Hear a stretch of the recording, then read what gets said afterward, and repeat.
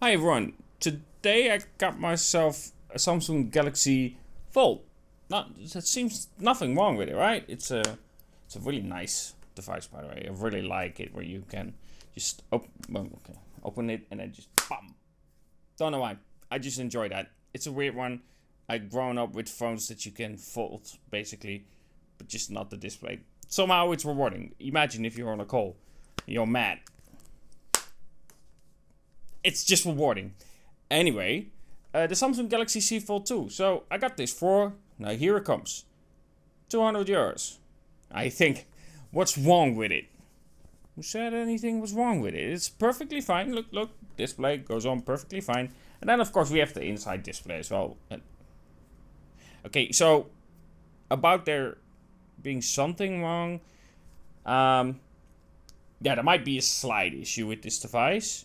Just a slight one, nothing huge, just a little bit.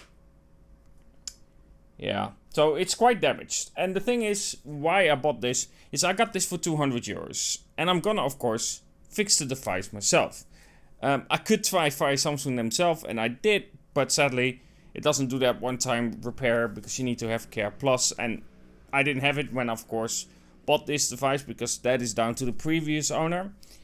So I'm gonna fix it myself. I can get a replacement frame and of course the hinge as well for about €580. Then combined with what I bought this for €200, I can then get a phone, basically a folding phone for €780. But I do get some tax return on buying of course the frame and the display itself because of what I'm doing right here.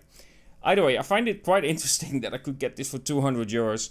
And honestly, in terms of design, from what we've seen so far for the Samsung Galaxy Z Fold 3, I do prefer this design over it. The Z Fold 3, in terms of camera, I don't necessarily like it that much. It looks a bit... This one looks a bit more... Yeah, it just looks a little bit better. And not to mention that the step from the Z Fold 2 to the Z Fold 3 is not as big as the Z Fold... Well, technically just the Fold to the Z Fold 2. What we do see as difference is that there will be some sort of water resistance. You will have a different style of S Pen. Of course, not your Note S Pen because that would leave dents and whatnot because it's still somewhat of a plastic. But in terms of water resistance and dust resistance, that's actually really good. And I do appreciate Samsung trying to push that technology forward. It's something that I enjoy. It's tech. And weird tech like this is just fun to have.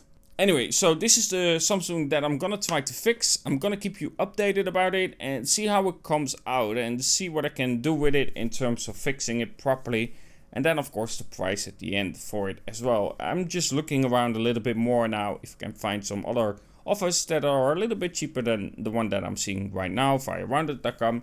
But yeah, honestly, it's an interesting project and I do like fixing phones. It's better for e-waste as well, that you get less of it, but also it sometimes leaves you with a deal that is really nice. And for myself as well, with especially this one, I will learn because I can see how everything works properly. Pictures doesn't do it justice. So for now, for instance, I already noticed the detail in terms of design when I look at the hinge, that it has like a small part that is risen up and then a small part that is dented in. This way, it allows the frame to move for it. Anyway, small details, but it allows me to learn how to animate this properly and learn how to make it properly in 3D. Either way, hope you enjoyed this short video about my Samsung Galaxy Z Fold 2 and the story about me getting a broken Samsung Galaxy Z Fold 2. And of course, yes, I clearly was trying to somewhat ride the wave of the Samsung Galaxy Z Fold 3. Yep. Hey, at least I'm honest about it. Either way, I hope you enjoyed the video, and of course, like I said, stay tuned for the fix of it, and I'm really curious to see what the Samsung Galaxy Z Fold 3 has to offer, and of course, the final price. There are some rumors for it, of course, being $1,799, so probably here in Europe as well, €1,799, basically though, it being more expensive because the conversion doesn't work like that. But anyway, I'm curious to see what the price will be, and of course, the effect of it and how it will do with water resistance and all that stuff. I'm pretty sure we will see a lot of videos about it in just a few hours. Either way, have a good one, and of course, if you did enjoy the video, don't forget to leave a like. It really does help out the YouTube algorithm, and commenting as well, it really does help out. Anyway, have a good one and talk to you guys in the next.